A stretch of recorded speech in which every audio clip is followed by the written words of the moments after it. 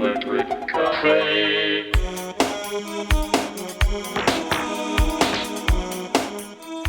Hey everybody, welcome back to Electric Cafe. Today's album review is on New Scene and their 1992 album called Waves. Yeah, we'll get a little bit into that in a second, and then I'll play the album for you so you can hear all the tracks, and then I'll come back at the end and kind of give you my overall thoughts of the album. Before I get into the album and the review, I wanted to talk just briefly about something that came up yesterday. So I was talking to this gentleman online who he has a YouTube channel similar to mine. It's kind of, he does music and talks about music and, shows vinyl that he's gotten and talks a little bit about that and kind of posts a video almost every day and just kind of, drinks a cup of coffee and, just talks to, the people that follow his channel. And, he showed a record and I've never really talked to him before. I've seen videos of him in there, here and there, but he showed an album that I really liked, and I said, "Oh, I put in the comments, I was like, hey, if you like that, you might like this artist first, right?" And so, the next day I happened to see his video again, and he pulls up a record by the same artist, not the one that I recommend, but he actually was one I recommended, and he was like, yeah, a lot of people don't think they recommend music and they think that I don't know it, but here's a record I have of theirs. And I don't know, at first I didn't really think about it. I was just like, okay, he's just, saying that he sort of knows the band. But then at the same time, I was talking about a release that hadn't come out yet by the same artist. And here he's showing me he knows the artist by showing me a 32-year-old one of their first records. And so it got me thinking, like, and I kind of posted a comment, and I kind of regretted it, and at the same time I kind of meant it, and he apologized, if I took it the wrong way or something like that, and then I kind of felt bad, but what I said was, I was just like, I hope I never get, as stuck up or jaded about music as you are. Somebody tells you about an album that's coming out and you bring up one of their records and act like that record. Like I was saying, you didn't know them or something, like I'm trying to hip you to something. And then the same video, he also said that he doesn't like people to recommend him music. And I get that. When I started thinking about it, sometimes people, they'll say, hey, have you heard of this? Have you heard of this? And you're talking about music, so they bring up talking about music. And sometimes, you're kind of like, yeah, I know that artist, or yeah, I know that. And they're, but I'm sharing music or information. They're sharing music information. And he just kind of went off and was just the way he kind of showboated the record and kind of made the comment of people think that I don't know these artists or something like that. And I was just like, I was a 31-year-old album you're talking about. It's cool, the artist. I'm talking about one that they're coming out with. I don't see how that, how you got the impression that that I didn't think you knew about an artist. I was just like, well, if you like this artist, you want to check out this one. I don't even know if I said if you know them or whatever, but I was just like, I hope I never get as jaded as you are about music. But that's kind of a lesson to myself, because sometimes I can, as much as you know about music, there's always so much more to know about the music, about music and stuff that you don't know. I've never met anybody who knows everything. And sometimes I get a little, I don't know if I'd say snobbish, but, I've kind of gotten better as the years have gone on. But there was a time when, I was probably hard to be around because I was a little bit, kind of, maybe egotistical or maybe kind of boasting my knowledge, and people would recommend something and then I'd be like, oh, that's garbage, or something like that. Or maybe I wouldn't say that even. I would just be like, hopefully I've gotten better with that. But, it kind of made me kind of take a self-reflection, and I hope I'm not doing that to anybody else, because I know I've done it in the past. And, there's times where that can be funny and times where I can, where I certainly feel that, and maybe the way that they're telling me is they're like, oh, you should check out this artist, and they're kind of implying that I don't know anything, or I may not know that artist, and And that can be kind of I don't know, like a it's almost like a macho thing, like, oh, you don't know about that artist. Oh, you don't know about that artist. Oh, that beat's not cool. This beat's cool. This track's dope. That track's whack. It kind of comes from that, like, that community where it's very competitive about knowledge of music, but that also kind of comes back from my history of DJing. That was kind of the battle DJ aspect. It just not showing the record or scratching or being on the mic and say suck an MC or whatever. But that's kind of the origin of DJ and battle, and an extension of that was your knowledge of music, and oh, this beat's dope, this beat's you know it's kind of like that, and that's kind of grown into the DJ community over the last like 30, 35 years, and it's just I never really kind of thought about it in depth like that, but it's just kind of a reminder to myself to be as humble as I can. And if I ever come across any way like that to anybody who's on my channel, I apologize in advance, because it's not like that. I hope that I have a good decorum when it comes to like communicating and comments and stuff like that. And even if somebody mentions something that I feel like I know, I don't necessarily want to get an argument about it, but I definitely want to acknowledge that they said it, and most of the time I'll agree with them. So they might be telling me something that I already know, or maybe I don't know, and I'm agreeing with that. But it just kind of reminded myself that even if you know everything, you think you know everything, there's always something more to know, and just to be humble, and because the side note of that is like knowledge is everything for me. Like that's all I've ever wanted to be.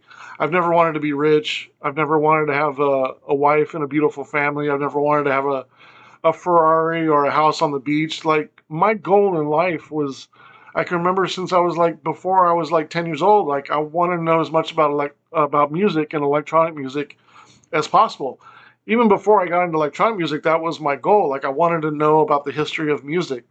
It wasn't until a couple of years later that I was like, okay, well now I fell in love with the electronic music. Now I want to know the history of electronic music, and so that's always been my goal. So I take it very seriously about the knowledge of music that I gather, and not everybody gets it from the same place, and that's and with the advent of the internet, it's a lot easier to get to, but it's what got me thinking about this line of talk was that um, I was thinking back when I got the CD, and it was about 20, 25 years ago, and I don't know if this happens too much today because of the internet and things like that, but when you grew up going to record stores, you were sort of buying or getting into whatever that particular record store was. Like if you had three or four, whatever those owners of those stores got or whatever they were into, kind of rubbed off on you, right? Like, and the reason why I thought of that is because I got this at a secondhand CD that would have no business having this type of music. It was like a bookstore that sort of had like some used CDs, but not really anything that I was expecting to find. And I didn't even know what this was. I didn't even know it was electronic music. It just looked like a cool cover, and I saw the back of it. This was even before I had like a PDA and was looking on Discogs back in like 2002. Like this was even before that. And so I probably was just looking at the covers, the names of the songs, and from the art, as you can see, it looks very, at the time when I originally got this, I thought it was either French, because it kind of has like the artistic like doll there, and you can see the font there. It just, for some reason, it kind of gave me like French vibes. And then when I heard it, I thought it was sort of Italian. But some of the tracks like Waves, and I probably did recognize it was from ZYX, which was a label I've known since the late '80s. So maybe that was one of the last things that I was like, oh, well, ZYX, and this is 1992. Oh, this could be something dance for sure, because ZYX was putting out a lot of different kind of electronic music, from dance music to house music and trance and all kinds of stuff, and certainly New Beat was in there as well. So I was happy that I found this, and but my point was, like, you're kind of into the music, or in you're learning about music that somebody purchases at a store and what they carry at their store, and so whatever they're really into and whatever they collect, it's it's a big responsibility when you think about it. What you're carrying is making an impression on all the people that shop at your store for the rest of their lives when it comes to shopping for music. And I started thinking about that. I was like, wow, that's pretty powerful. I can't. I don't know if people necessarily. I don't know what the equivalent of that is with the internet. And I look at it as a good thing because like a blind purchase like this, from somebody that I wouldn't necessarily expect to find something like this in a store like that, or whatever they have. It kind of makes you get into what they're into, or by chance, if I grew up next to a heavy metal store, I would probably like a little bit more heavy metal than I do. You know what I mean? It's just kind of like, it's just, and my point is, I just don't know if, I don't know what the equivalent of that is with the internet and people buying music today. I don't, because everything's at your fingertip. Everything is available to you to search and find your music. I mean, it takes 20 seconds to get on the internet and find some music that is at least sort of into what you're into or what you think you know. But it's those unknown purchases that really can wow you and push you a different direction and really turn you on to something new. Like it's very powerful. So maybe the only thing that I could remedy that I can think of is just buy music.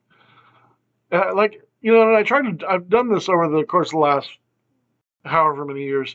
Is if I bought 10 CDs, I would always buy at least two or three that I had no idea about, based on the artwork, based on the font, based on a name on the on the liner notes, like somebody who was involved in the producing of it, or maybe it was on a label I knew, or maybe I just got a good impression of looking at it. You know what I mean? It was just so much about the design and the artwork and everything about it. It was just it. But what I was trying to do was expand my taste, because if I just go on base what I know, because I'm like a little bit like that person, is I don't necessarily want recommendations of music. I want to find it myself. Like, I've been a digger for a long time, like, and way before the internet. And like I as much as I enjoy, like, if somebody gives me, hey, you should check out this album, that's cool. But I kind of get what that guy was going through a little bit. Like, he likes to find music himself, and because I've always been like that. But I would never get to the point like that where it was just like yeah, I felt like he was kind of rubbing in my face, like he knew about it. And well, who was I to question that he may not know something about an album? And it was an album that wasn't even out yet. Like, I was just like, really? That's how you treat your a new person who's watching your channel that has never communicated before you? You kind of laugh at that person. You show their record, and who was that guy that thought that I didn't know about that artist? You know what I mean? I was just like, really? That's how you talk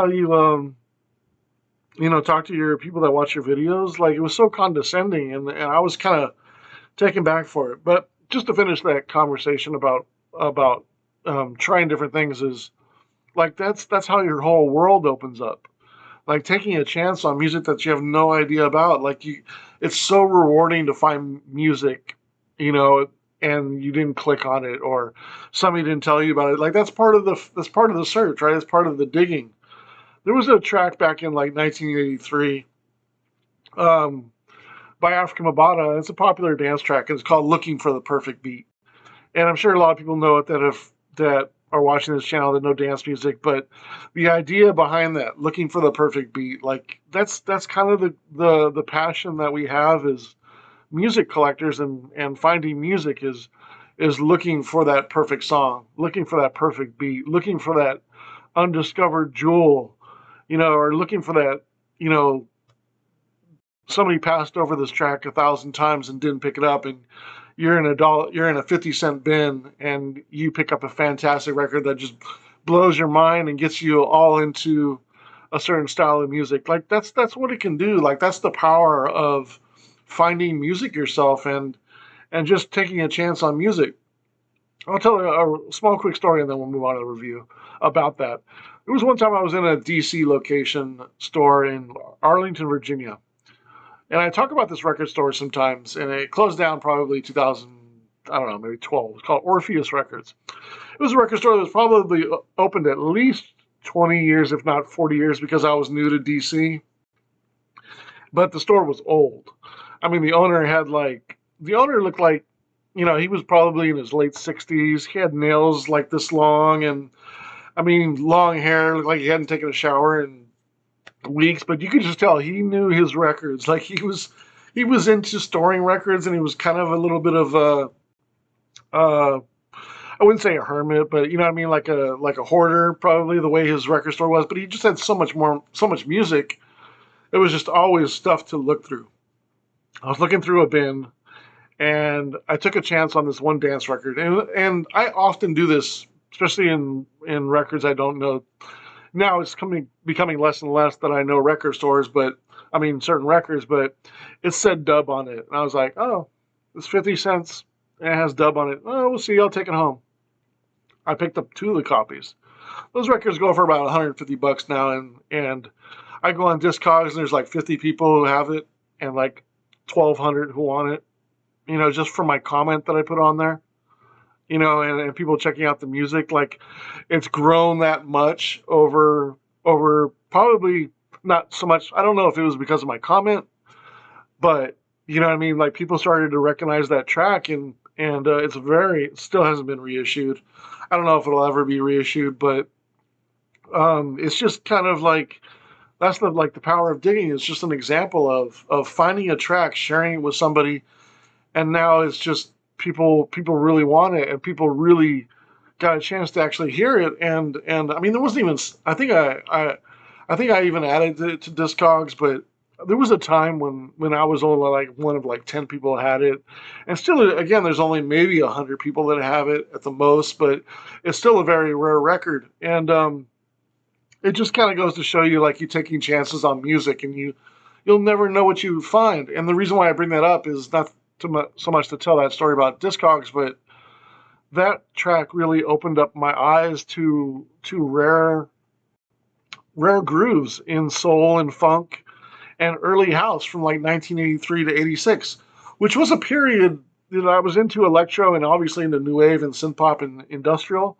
but I didn't know how much good kind of post disco into early house music there was that was great in like funk and soul and early electro and a lot of great electronic grooves, African American artists who were, you know, getting busy on keyboards and stuff like that, early beat machines, stuff like, Midnight Star, like Freakazoid, and a lot of the early the later on roller stuff we used to roller skate to, and we used to go to roller skating rings when I was like 6 and 7 years old. Just really rare grooves, and this really got me interested in that. And it just has a really soulful vocal on top, and it's just a really classy track, and it's very raw, but it's very cool. Maybe if anybody reminds me about it, I'll try to put a link to it. But just a really cool classic groove. Yeah. So getting back to the album at hand here, New Scene and Waves. So New Scene was Arno Muller and Marcus Barth. Just want to make sure I mention their names.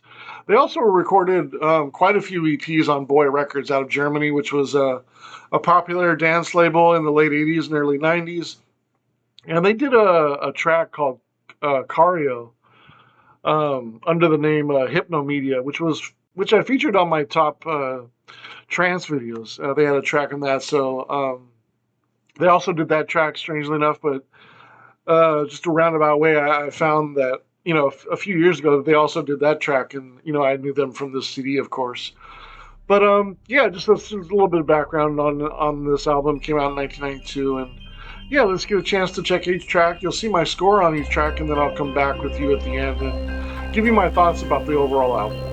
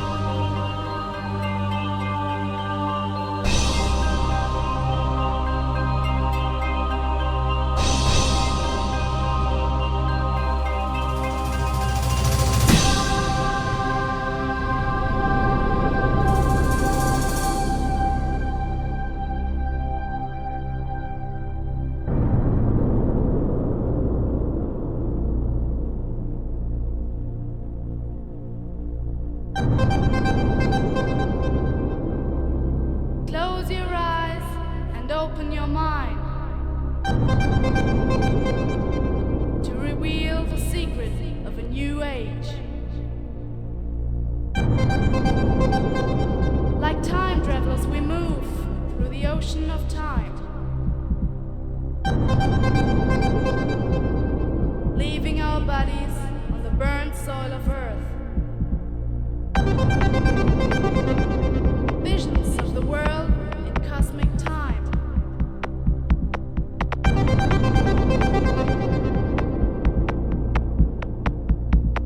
Join the new age.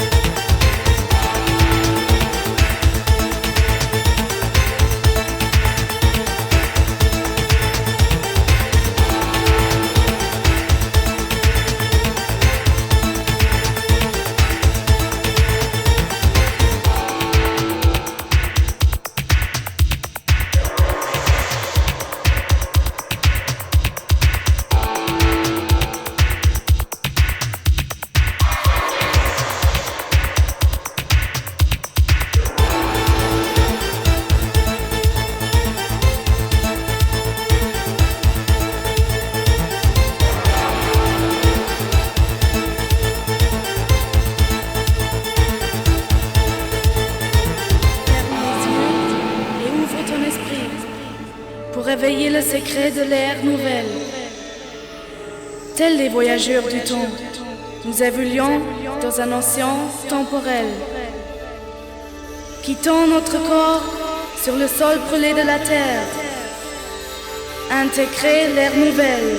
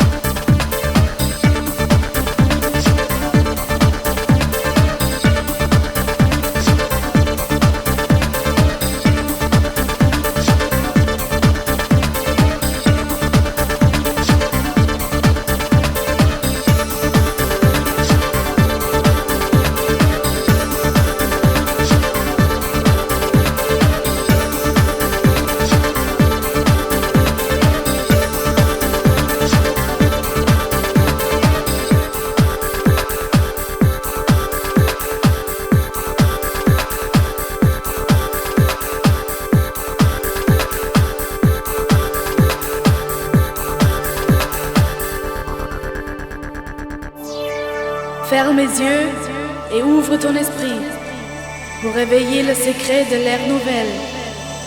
Tels les voyageurs du temps, nous évoluons dans un océan temporel.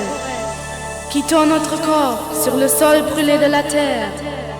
Intégrer l'ère nouvelle.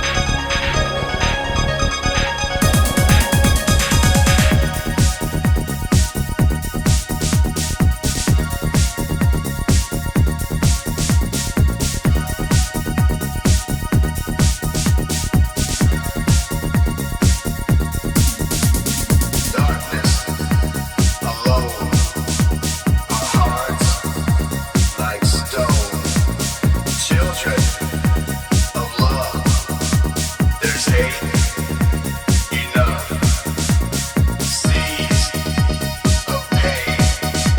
We're losing again. Love and lust in cities of dust. Tonight,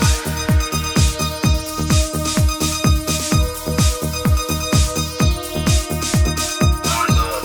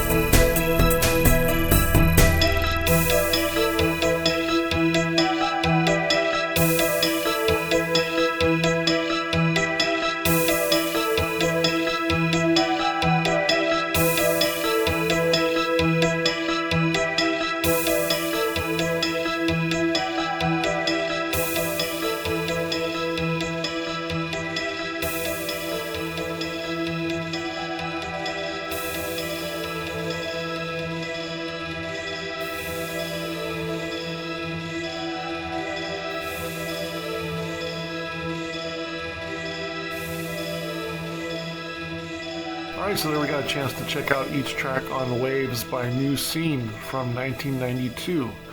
As you can see from my score, it's a pretty consistent album. I didn't rate any track under a 6, so all of the tracks I thought were at least good, with 4 above 7, and also 2 at excellent above an 8. And overall, I think this is a very consistent album. I think a little bit of the balance is this particular album, since it's 1992, it's probably a little bit more towards trance, and the opposite is it's losing a little bit of the EBM and industrial influence by 1992 as far as like in New Beat, and that kind of makes sense with the genre. A lot of people were sort of going out of industrial and then going a little bit more toward techno and trance, and so that makes complete sense. But because of that, you kind of lose a little bit of the edge, and it's a little bit more of a polished, more linear album.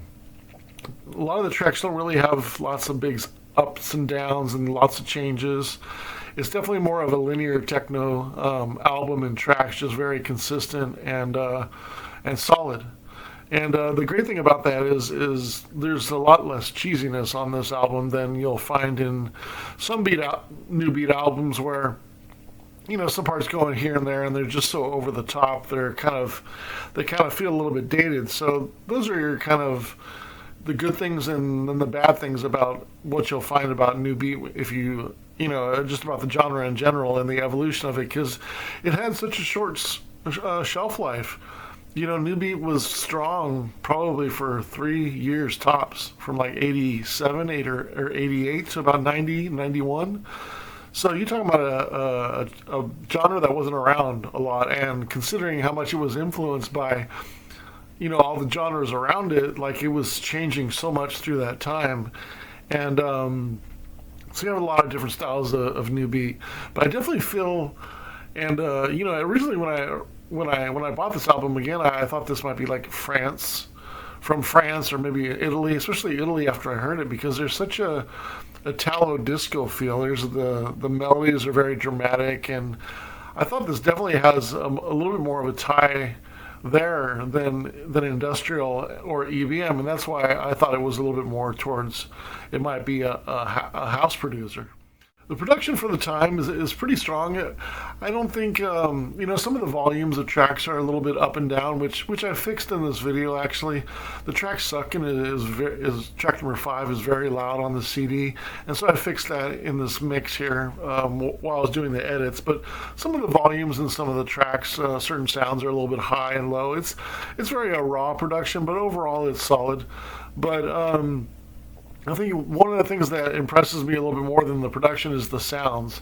There's really, all the sounds are above average too. There's no really dated sounds in here for the most part. Nothing that's really obvious where you're going, oh, that's really cheesy. I mean, even the track number 9, which has the quote unquote rave alarm sound, which is a natural in dance music back in late 1992. A lot of tracks had the rave siren in it, and even that one, it's not over the top and seriously loud and just off-putting. It's just kind of in the mix, and it's just kind of is what it is, and you don't really think about it too much. But then you're like, oh, that's the rave siren. The rave siren has shown an appearance. So kind of a dated sound, but on this album it still works, and it's, again, everything is kind of muted in this album. Like, all the sounds have a softer edge to them, and that really ties more to the trance side. Suckin's an interesting track. I like the little mechanical sounds in there, and it kind of gives it extra atmosphere. It almost sounds like an alien planet in the background, just these little mechanical noises and things like that. But having said that, it's also one of the most straightforward tracks on the album, and verging a little bit on cheesy. Like, this is one, there's a couple tracks that kind of eke into a little cheesy, but this one still stays solidly in the underground sound, even though it kind of peaks out like it's going to be a little bit cheesy. But, if you're okay with the main chord stabs, which I don't think are cheesy, although it's kind of verging on it, they are kind of muted a little bit, so they're not over the top like Mortal Kombat or something like that, where it's like dun dun dun dun dun dun dun dun. It's not, the chords aren't that crazy, but you know, it's still kind of got that underground feel. Also, the title track Waves, the meandering melody at the beginning almost reminds me of like little fluffy clouds by the Orb. But again, the chords are a little bit muted, and they kind of do a good job of taking a little bit of edge off all the sounds. So it just has a little bit more of a softer side, a little bit more of an atmospheric feel, and again, the trance is sort of a little softer. And yeah, you know, not to repeat myself, but this one, yeah, a little bit more towards techno, a little bit more towards trance, and kind of losing a little bit of the EBM and industrial. And that's kind of par for the course for 1992. So my favorite three tracks are New Age, The Whale, and Tonight. If I want to throw a fourth in there, of the title track Waves, that also is good. All four of those were ranked above or rated above a 7, and two of those four were above an 8. So I thought those were excellent. But overall, very consistent album, and I think that's one of the pluses for this album is it's very consistent and in the good range and above. And a lot of times with New Beat, like you'll get a really good song here, you'll get a couple good songs here, but it's rare to find a New Beat album where all 9 to 10 tracks are at least good in my estimation, and some are better. So, you know, that's kind of a plus for the album. But yeah, I wouldn't say this album has any extraordinary tracks. Like there's a couple that I rated an 8, and they were on the low side of an 8, a flat 8 out of 10. But I think they're excellent. But there's nothing like over the top that, you know, would probably be in my top 50 New Beat tracks of all time. Like these are kind of probably in the top 100, but not maybe top 50. But solid stuff overall. And I do think this album, in some ways, is a very good album, and that's why I pushed it over the edge.